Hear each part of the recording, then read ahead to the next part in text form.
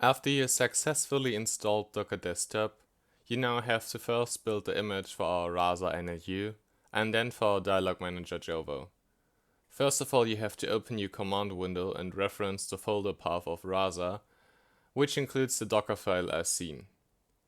Then please run the attached command for the Rasa image.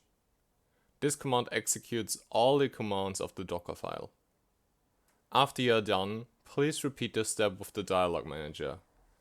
Open the POCVR folder with the Docker file in your command window and run the associated command for the Dialog Manager. After both have finished, you need to open the build folder in your command window and execute the last command. After a few minutes, the server should be up and running, and you can just stop and restart it again in your Docker Desktop app. If you are working on a project and have changes to Rasa or Jovo, you need to rebuild these images and the container. On any changes to the Rasa NLU, you would also need to train the NLU model again. We have also added a tutorial for this case to help you.